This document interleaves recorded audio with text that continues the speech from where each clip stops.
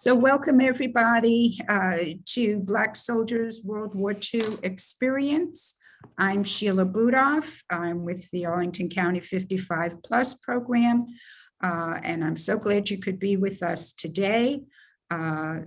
We're going to learn about the experience of African American soldiers during World War II.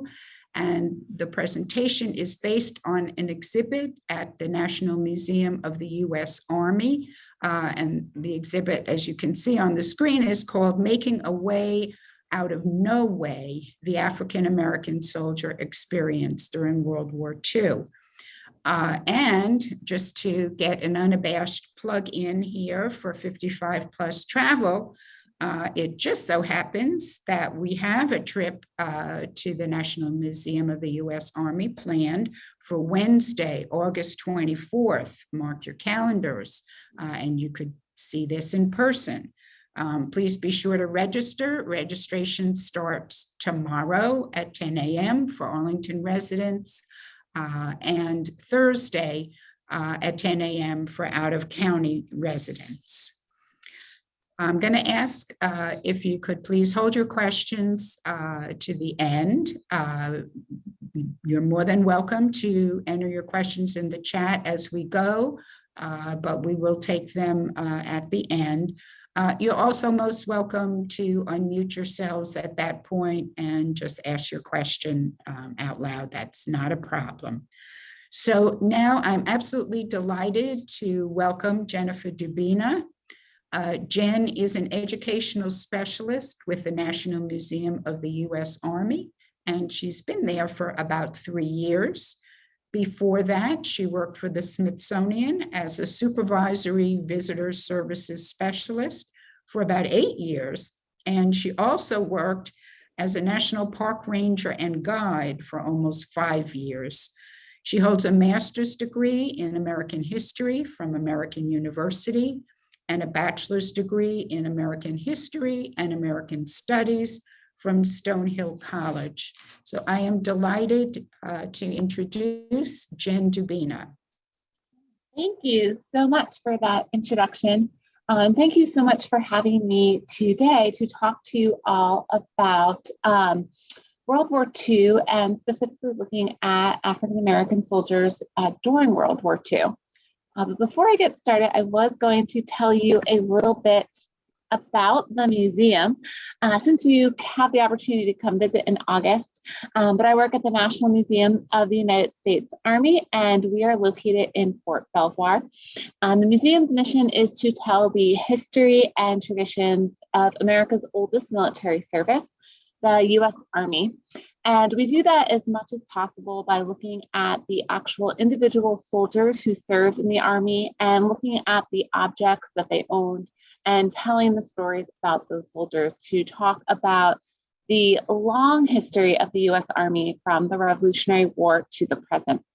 And so I hope you take the opportunity to come in August. If not, the museum is open 7 days a week, every day but Christmas, 9 to 5, and you can always get tickets as a walk-up or reserve them ahead of time. So we'd love to see more and more people in the museum if they're able to visit.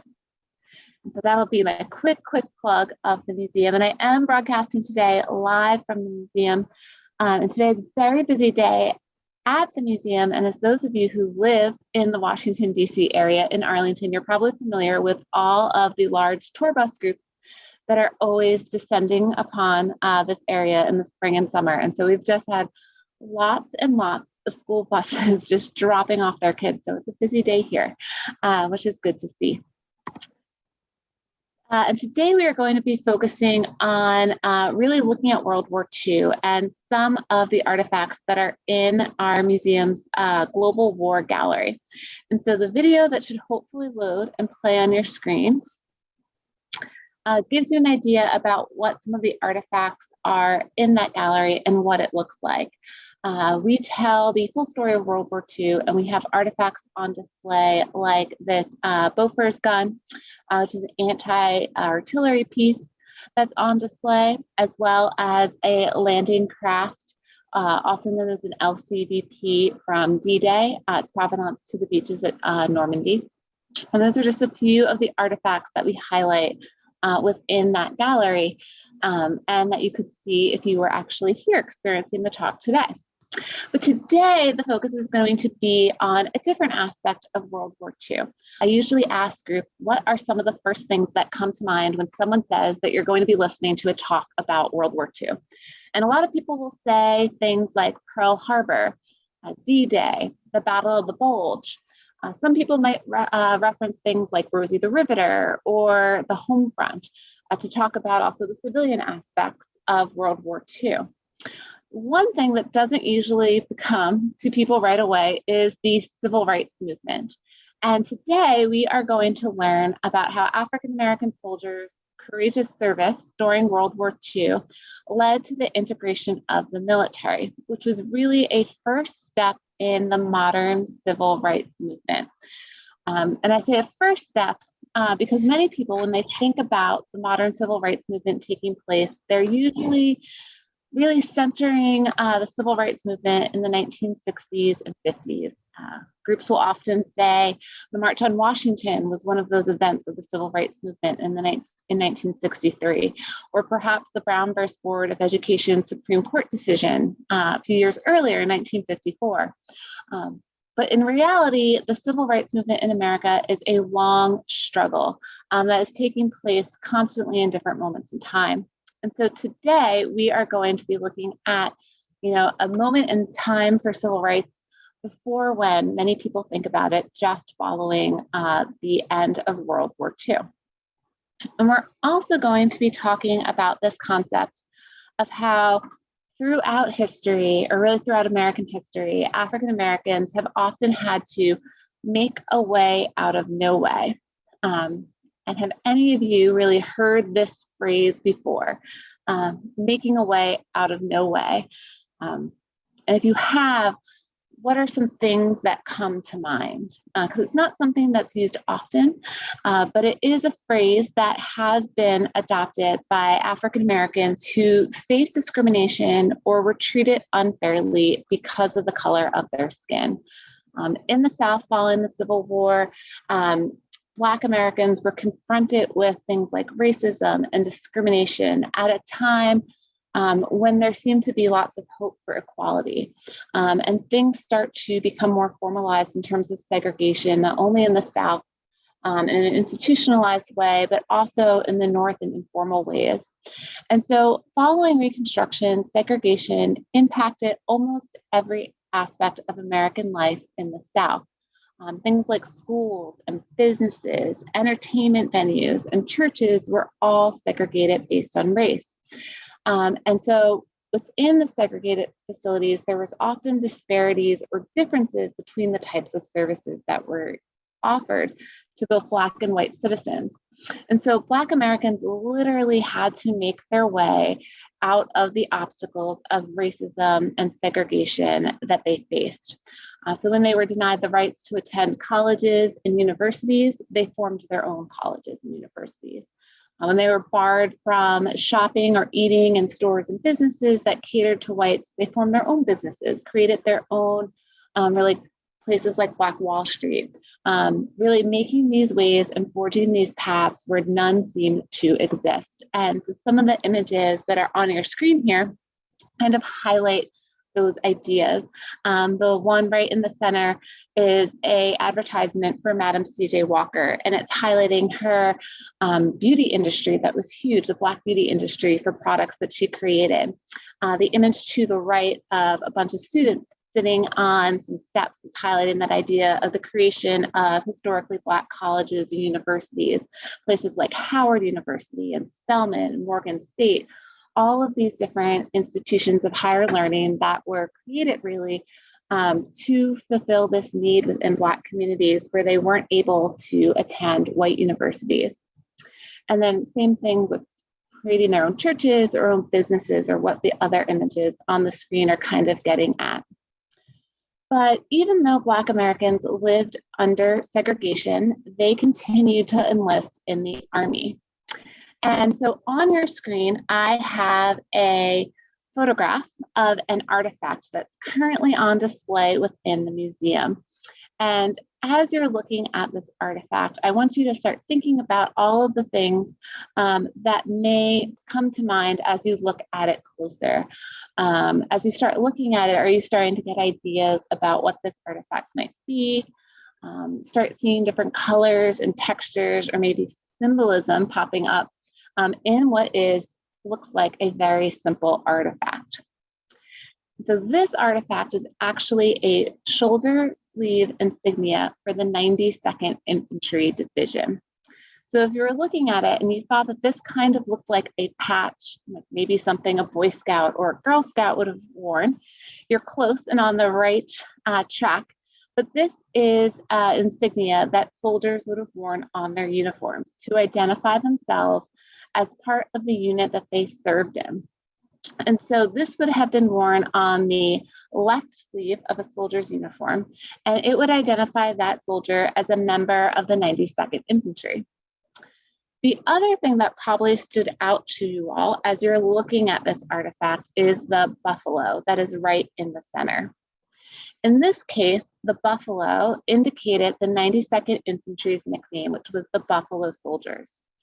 And the term Buffalo Soldiers is important because it was used to identify and really harken back to a long legacy of service in the Army by Black soldiers. Buffalo Soldiers was the term that was used for all Black units that served on the Western frontier in the late 1800s. Following the Civil War, the Army reorganized, and it created 4 regiments of all Black troops that were led by white officers, and they were termed the Buffalo Soldiers, and it included 2 infantry regiments and 2 cavalry regiments. And they were primarily stationed on the Western frontier. And when they weren't fighting and participating in enforcing the United States' Indian policies, the Buffalo Soldiers did things like build roads and telegraph lines. They guarded stagecoaches and mail routes, and they even escorted supply trains and survey parties and went on scouting patrols. And they were given the nickname the Buffalo Soldiers because of what many people believe is the buffalo robes that they wore as part of their Army uniform. Many of them were serving in very cold places in the Midwest on the frontier, and so the Army was actually issuing soldiers these really enormous buffalo robed coats to keep them warm. And so the legend has it that that's where the nickname sprang, or because the Buffalo Soldiers fought like fierce buffalo on the Great Plains. But the one thing that you can really take away from this is that the name really sparked pride in these soldiers. And you can see that it carries through generations all the way up to World War II when they are designing the insignia for what would be an all-Black division, the 92nd Infantry Division. And so, as I said, this patch really represents that long tradition of military service by Black Americans, not just starting after the Civil War, but all the way back to the Revolutionary War. And on the screen, I have some images highlighting again that service, not only of Buffalo soldiers who served in the American West following the Civil War, but they also served during the war with Spain and the Philippine insurrection. And some of those images here are on your screen. So the image on the left are some soldiers from the 10th Cavalry Unit in the Spanish-American War. And then you also have on the right side of your screen, the top image, a group of soldiers stationed on the frontier. And if you look closely on the bottom soldier in the middle, you can see that he's actually wearing that buffalo robe that I was talking about earlier. And so while many Black Americans enlisted in the Army, their military service often mirrored American society. And what that means, or what I'm saying is the military, like a mirror, the things that were happening in the military were also reflected in American society. So following the Civil War, paralleling the rise in segregation that's happening in America, Black soldiers who enlisted were assigned to all Black units, and they were given different roles than white units. So all the way up until World War II and the topic of this field trip, the Army was segregated. and then continue giving you a little bit more context into the history of Black participation in the military by looking at World War I. So on your screen again, I have another image that is a photograph that's on display at the National Army Museum. And this is an image that is a group of soldiers from World War I. So if you look really closely at this photograph, you can tell that it is a group of men. They are all dressed in a uniform. You can see they have their caps on. And if you look very closely, the thing that most people will immediately point out is they are all wearing what looks like some type of metal on the lapel of their jackets. And if you look even closer at this photograph, you can start to maybe place where these soldiers might be. You can see ropes down at the bottom of their feet, and behind them it looks like rivets, maybe like the side of a ship. So these are soldiers who are standing on a dock. So it means that they are coming from somewhere or they're going someplace, but they are also wearing pins or medals on their lapels. So probably indicates they're coming back from someplace. And these soldiers are African-American soldiers that were part of the 369th Infantry Regiment. And they were known as the Harlem Hellfighters. During World War I, this unit were the first Black unit to be shipped overseas. They were a National Guard regiment from Harlem, part of where their nickname comes from. So they had been in the military prior to World War I. They had trained extensively before as being National Guard soldiers. So they were shipped overseas, but once they arrived in France, the Army reassigned them to what was called the Service of Supplies. The Service of Supplies was responsible for unloading ships and cleaning latrines rather than a role in combat. So these were soldiers who had originally intended to go overseas to serve as combat soldiers who were reassigned to doing things like cleaning toilets and unpacking ships. However, the 369th would eventually be reassigned to the French Army. And if any of you are very familiar with World War I, the United States entered the war a little bit late, and France and the rest of the Allies were very excited that America had finally entered the war because they desperately needed more troops and needed what they thought were the American soldiers to really help them push this war to completion. But the American Army took a little bit of time to get overseas, to get trained up and get ready to go. And actually, General Pershing is credited with doing such a great job of preparing our troops, but the French Army just didn't think it was happening quickly enough. So General Pershing, in an effort to kind of placate the French Army, said, you can take the 369th. Here are some soldiers to help you while the rest of us are training. Now, the French Army didn't have these ideas that Americans did about different roles for Black and white troops. And so they put the 369 right at the front. And this is where the 369th will earn their nickname, the Hellfighters, because during their 191 days at the front, no man was captured and no ground was taken. But their success came at a price. Their unit suffered the worst casualties of any American regiment during World War I. And in France, they were treated like heroes and were awarded the French Croix de Guerre, which is the equivalent of the American Medal of Honor. And that's also the medal that you can see them wearing on their lapel. And the soldiers in the 369th, along with other soldiers who fought during World War I, really hoped that their military service and the sacrifices that they made in support of the country would lead to reversed racism at home and eventually full equality.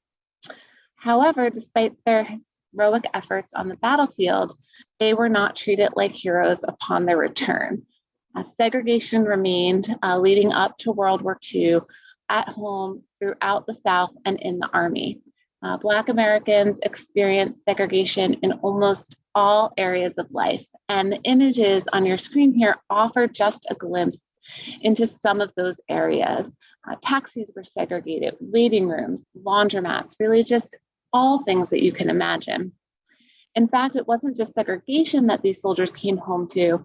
Following World War I, there was an increase in violence against Black Americans by groups like the Ku Klux Klan, which had almost been completely wiped out. It was almost non-existent at the start of World War I, and it reaches its height following the end of the war. And there's race riots that take place across the country in places like New York, Detroit, Los Angeles, and Tulsa, Oklahoma. And so this brings us to World War II. And at the outset of the war, the United States will once again ask Americans to fill their military ranks. But this will lead some African Americans who are subjected to this unequal treatment to question the government's call for Black soldiers to enlist in the armed forces. And it leads one man specifically, Mr. James G. Thompson, to write a letter to the editor of the Pittsburgh Courier. And it's a widely circulated Black newspaper at the time. And I wanted to look more closely at this letter. And I'll bring it up on your screen so you can read along as well. Mr. Thompson writes, being an American of dark complexion and some 26 years, these questions flash through my mind. Should I sacrifice my life to live half American? Is this the kind of America I know worth defending? The V for victory sign is being displayed prominently for victory over aggression, slavery, and tyranny.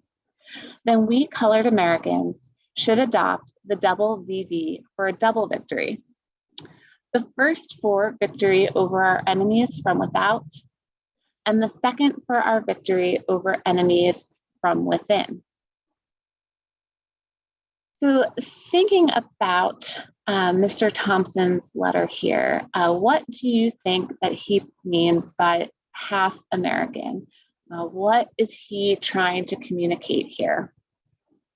And what it seems to me as it kind of inferring his meaning behind the letter is that at the time, Black Americans in the US were not treated equally, so hence half American.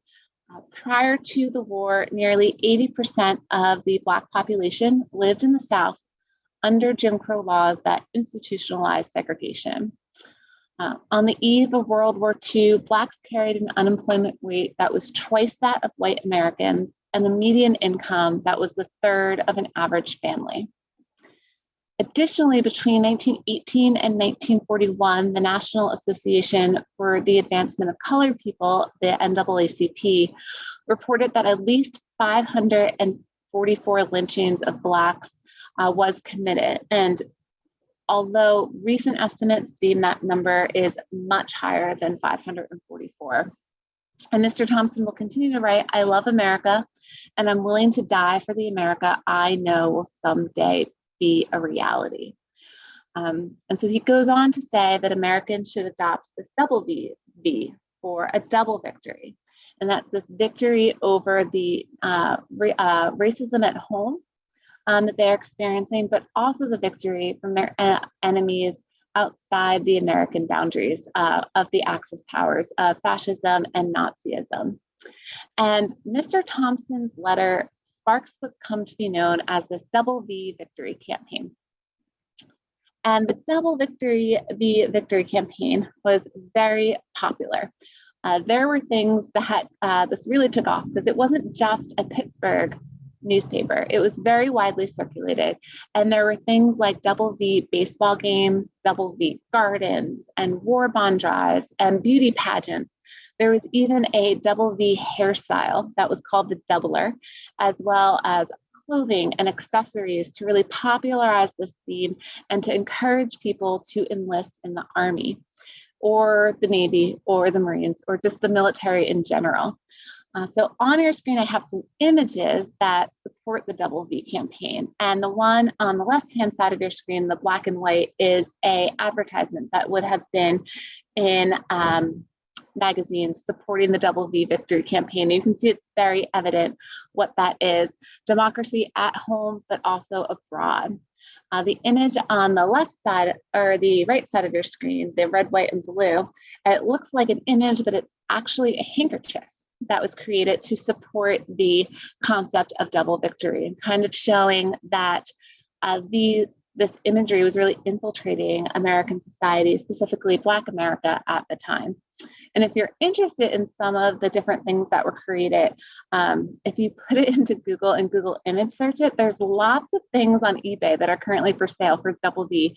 But unfortunately, I couldn't get a photo that I could get the rights for to put in a presentation like this. So these were the best I could show you of some of the things that you can see, that all the different types of playing cards and posters, and even some more examples of handkerchiefs that were created in support of this theme. And this campaign worked. African Americans answered America's call for military service, and almost 1.2 million Black Americans will serve in the military.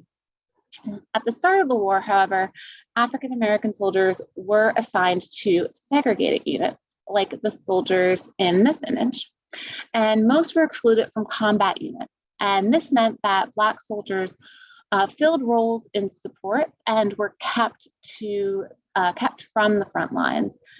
That sounds a little bit familiar to some experiences from World War I.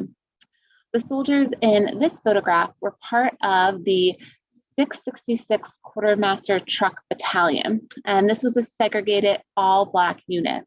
But this unit took part in what would be known as the Red Ball Express, which was really the lifeline of the entire US Army in Europe.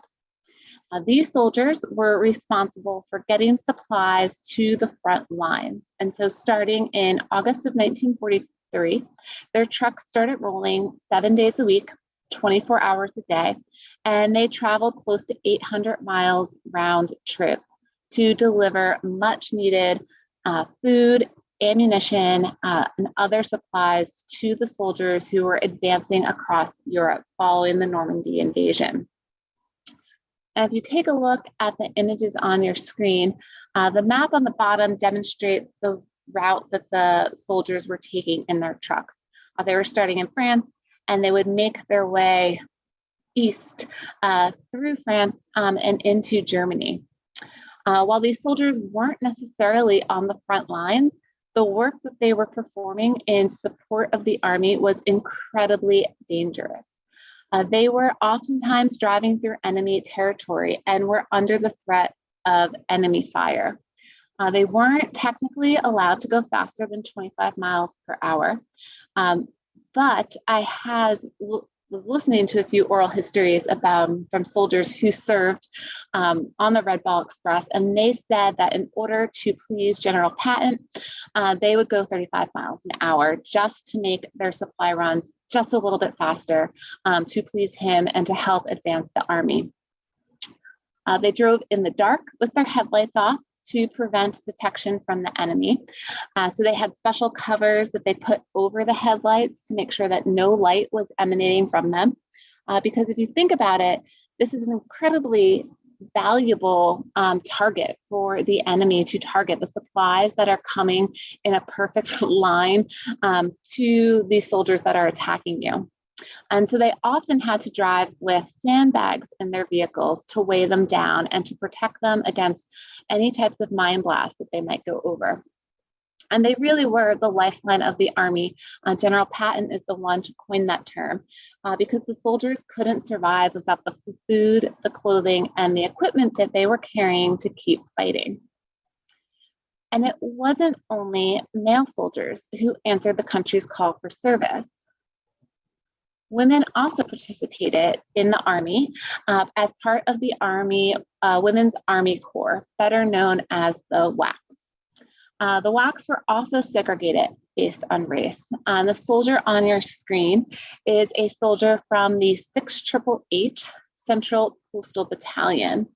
And this battalion was the only all African American, all female unit to be sent overseas during the war.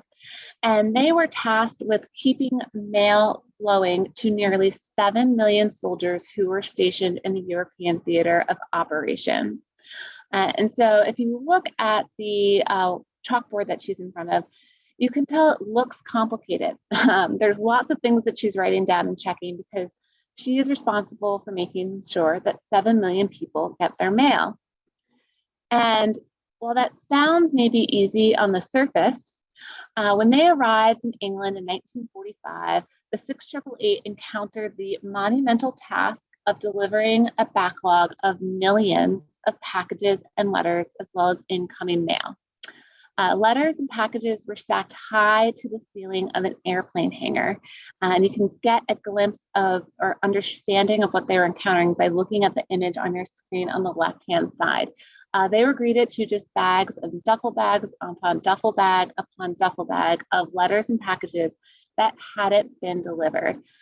Some of it had been there as long as 2 years. And this wasn't the only airplane hangar. There were many of them. And so the WWII worked in 3 shifts, 7 days a week, processing and delivering all of the mail. And they were so efficient that they cleared the backlog in 3 months. And the Army did exactly what the Army does when it rewards people for being fast, efficient, and doing a good job, is they sent them on to France to continue the same work, where they were once again met with lots and lots of letters and packages that had not been delivered to soldiers who were fighting on the front line. And for these soldiers, they really believed that they were contributing to the morale of the soldiers. And ultimately, by helping build their morale, by letting them have a connection with their families and loved ones back home, to remind them what they were fighting for and to give them that little boost, that they were helping to ensure really the Allied victory. And their tagline or their motto was, no morale is low morale, or low morale is no morale. And so we've just seen 2 examples of different units of African-American soldiers who are contributing to the Allied victory. But these soldiers at the time were excluded from combat roles on the front line. But Black soldiers believed that they were given access to these jobs. Their contributions would be noticed by white Americans and they'd be treated more fairly at home. And so within the ranks, they are pushing and demanding for the right to serve in combat roles. And while at home, civil rights leaders are also taking up this call, and they're putting pressure on people like President Roosevelt and the Army to allow Black soldiers the opportunity to fight in combat roles.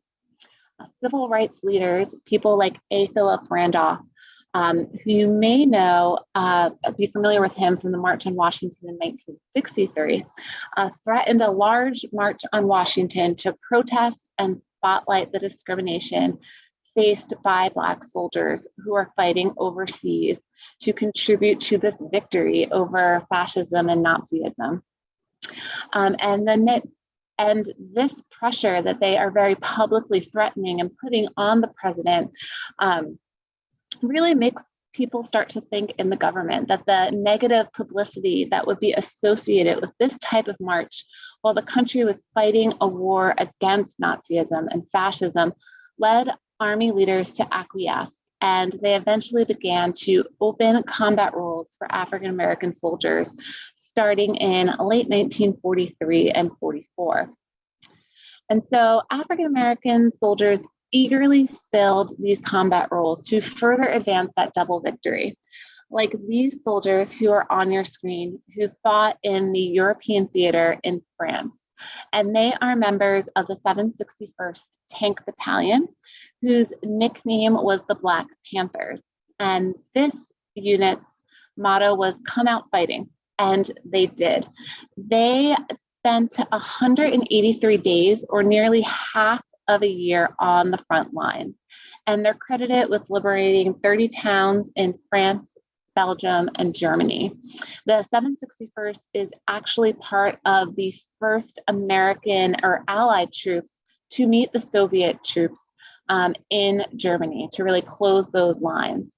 And they will be rewarded for their bravery and their actions years after World War II. In 1978, when they received a Presidential Unit Citation for extraordinary bravery.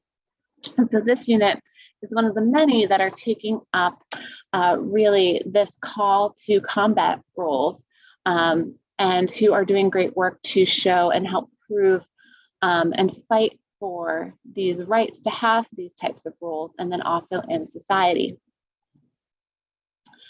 And so African-American soldiers make a vital contribution to the Allied victory. But as I mentioned in my introduction, the motto, or really the goal of this museum, the National Army Museum, is to really tell the more human side of the Army's history, and not just spotlighting the soldiers in a particular unit as a group, but looking at the individuals who served. So I wanted to take a moment to look at the experiences of one soldier who served in combat during World War II in the European theater. And that soldier is Lieutenant John R. Fox. Fox served with the 92nd Infantry as a forward observer in the 598th Artillery Battalion. For those of you who are unfamiliar with what a forward observer is, or maybe the military in general, forward observer is sometimes called a spotter. And so his role would be, he would radio in the coordinates for artillery fire. So he was ahead looking out for what would be good spots for the artillery to fire upon, and radio those coordinates back to the higher headquarters, or higher headquarters behind him, who would be making those calls. And so on December 26, 1944, Fox and the rest of his battalion found themselves in the Italian village of Soma Colonial. And the story is that his unit found themselves in this village that did not appear at first glance to have any German soldiers in it. But pretty quickly, they realized that there were German soldiers inhabiting the village, but they were all dressed in civilian clothing. And so Fox's unit quickly found themselves surrounded by German soldiers, and they had to retreat. But Fox volunteered to stay behind, and he stationed himself in the second floor of a house. And from that second floor, he was able to have a good view of the rest of the town, and he was able to radio in artillery fire on the advancing German soldiers. But the German soldiers continued to advance closer and closer to Fox's position. And he still continued to radio back to his higher headquarters artillery fire that was coming increasingly close to his location, until he ordered artillery to be fired directly upon the house that he was stationed in. Fox knew that his chances of survival were small anyway, or that's at least what we can assume now. And so when his higher headquarters questioned his radio transmission to drop fire directly on his position, he ordered fire it. And Fox was presumed killed in action after the firing. And his sacrifice gave the US forces in the area time to galvanize a counterattack, and they eventually retook the village. Fox was awarded the Distinguished Service Cross for his sacrifice in 1982, and he would be upgraded to the Medal of Honor in 1996.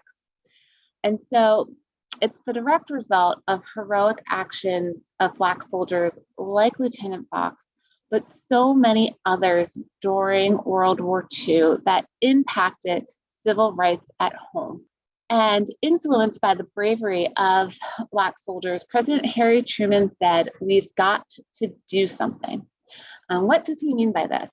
Originally, at the end of the war, like World War II or World War I, 20 years earlier, Black soldiers returning home were hoping that their wartime service would bring equality.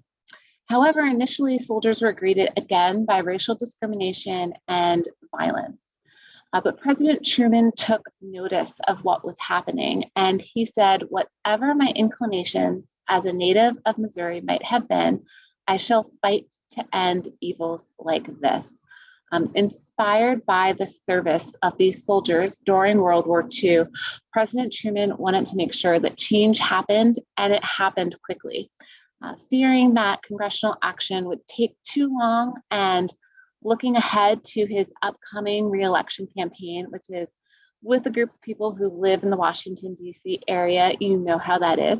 Congressional action can take a long time, and it's totally dependent upon an election cycle. And President Truman knew that he did not want to get caught up in that. So he used executive action instead. And on July 28th, 1948, he issued Executive Order 9981, which stated that for all those who serve in our country's defense, it is hereby declared that there shall be equality of treatment and opportunity for all persons without regard to race, color, religion, or national origin. When asked if the order meant an end to segregation, the president stated simply yes. And this executive order ended the practice of segregated units in the US Army.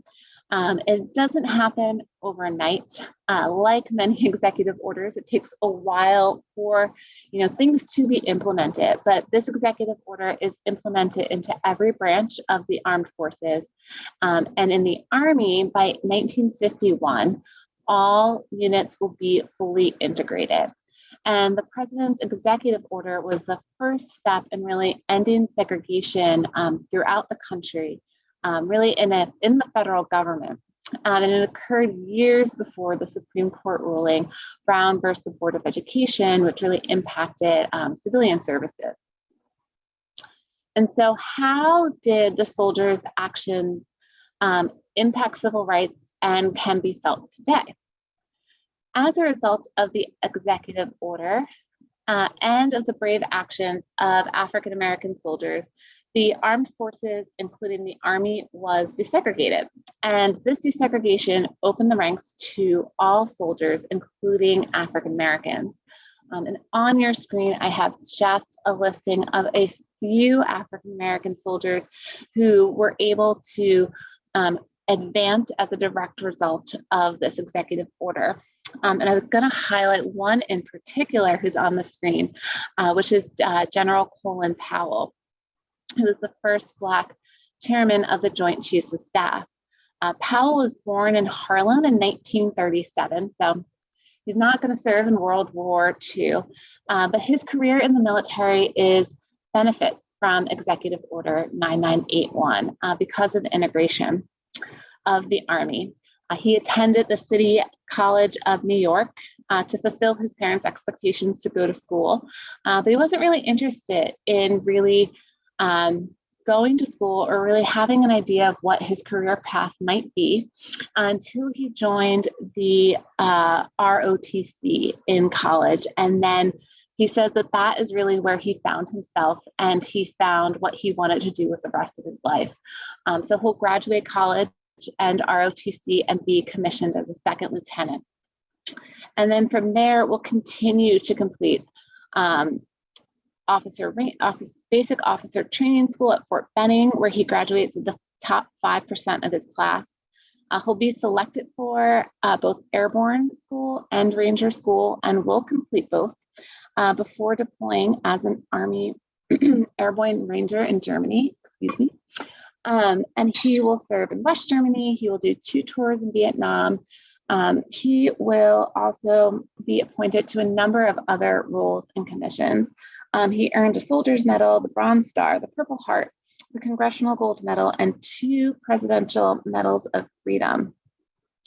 After Vietnam, he will rise through the ranks and serve in high-level offices like the Office of the Assistant Vice Chief of Staff of the Army and the Office of the Secretary of Defense. In October of 1989, he is appointed the chairman of the Joint Chiefs of Staff. He's the first Black American to ever hold that role. He was the youngest officer to hold that role, the first ROTC graduate as well. So his career, along with the others on the screen, really are able to benefit because of the actions of these soldiers who took place in World War II. And so on your screen, you have people like General Vincent Brooks. He was the first Black U.S. Military Academy cadet brigade commander. Command Sergeant Major Evelyn Hollis, and she is the first Black female Command Sergeant Major of a combat arms unit. There's also the image in the center top row is Brigadier General Hazel Johnson Brown. She's the first chief of the Army Corps and first Black female Brigadier General. And on the bottom of your screen on the right side, you have Second Lieutenant Emily Perez, and she is the first African-American officer to die in combat. And actually, the National Museum has on display her dog tags, as well as her uniform jacket and hat that she wore when she was in Iraq in the years now escaping me of when she was killed in action. But she's the first African-American officer to die in combat. And with that, I'll conclude, I guess, the formal part of this presentation. Thank you all for listening to the talk today about the experiences of Black soldiers during World War II.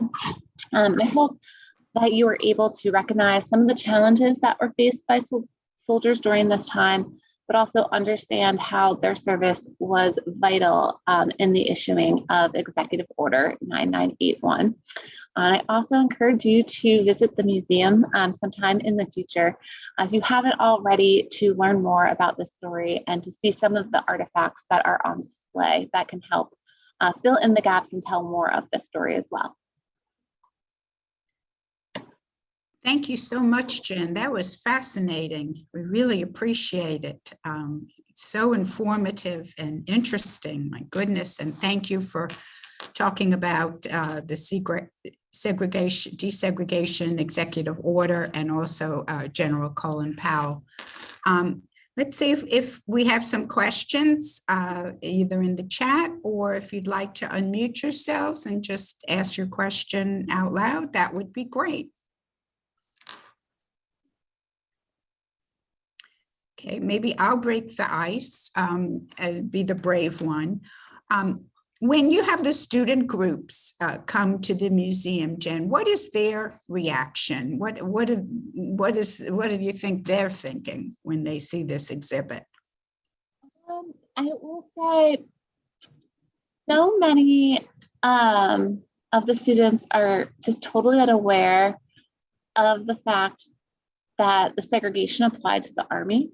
And that it that it really did. We talk about it impacting every area of life, but I think many people think that it only impacted the South, and that maybe the Army and the federal government are beyond that having ever happened. And there's a long history of it in the Army. So I think they're really surprised to learn that. And then many of them didn't even know about the executive order either. So it's a lot that they just didn't necessarily know leading into it. And then really the impact that the order had, not only immediately following it, but the larger implications that it had just on civil rights and for people today. Thank you for that. That's great perspective. It's a little disappointing that they came to the museum not knowing that, but thankfully we have the museum and people like you to give them that valuable information and give them perspective on things. I mean, these people were fighting for their country, a country in which they didn't have equal rights, and yet they sacrificed their lives, they risked their lives like everyone else. Amazing. We do have a brave soul with a question. Judith, please go right ahead. Thank you. Well, thank you for that very interesting talk. So in the Army, the units were segregated, separated. And so my question is, to what extent would there have been, in any interaction between the white troops and the Black troops? And to the extent that there was, what kind of records are there, histories about how ugly it may have gotten between them when they did get together for whatever reason? Yeah, that's actually a really great question to think about it from like the personal experiences of people coming together when they're training, especially if you think about World War II and you have this massive influx of soldiers into not just the Army, but the Navy and the Marine Corps and all these other different units who are coming together and bringing in lots of different people from all over the country. And for many people, the Army had decided when it was bringing people on that it was not going to be a tool of social change. And so what I mean by that is that all military bases in America at that time were segregated. So if you were stationed in California for your training, you were on a segregated base, even though there might not have been segregation. So there was really an effort almost by the Army to keep people separated as much as they could be, which for soldiers, Black soldiers who were living in the North was really hard for them to come into the Army and then be treated in a way that they didn't necessarily have ever experienced before. And there's accounts of white soldiers who lived in the North who were shocked by the segregation that they were seeing just in places like New Jersey, where they weren't seeing it in that formalized way. I did not come across as many examples of what like the interactions were. I do know that there was sometimes, not necessarily on the posts themselves, but there was tension a lot of times outside of posts when soldiers were on leave, when they were going to restaurants or movie theaters, sometimes within the towns that they were in, experiencing discrimination, or sometimes even just fighting that would break out between them. But it was usually the stories that I've heard were confined to off post, probably because on post they were as separate, they're pretty separate. Any other questions? Either just raise your hand, unmute yourselves, or put it in the chat and I'll read it out loud. Okay, well, I would like to thank you, Jen. That was fantastic and I appreciate it. I know you're very busy. I really appreciate your taking the time to speak with us today. We hope to see you on August 24th at the museum. And also another plug, we're going to have a program about General Colin Powell, a talk with a former Foreign Service officer who worked with Powell at the State Department. So that is going to be on June 16th. So registration starts tomorrow, so you can register for that as well. Thank you all very much for joining us. And Jen, a big thanks to you for a wonderful program. We really appreciate it. Thank you so much for having me. I really enjoyed it. Thank you. We enjoyed having you. Thank you. Okay, everybody, take care. Please stay well. Hope to see you soon.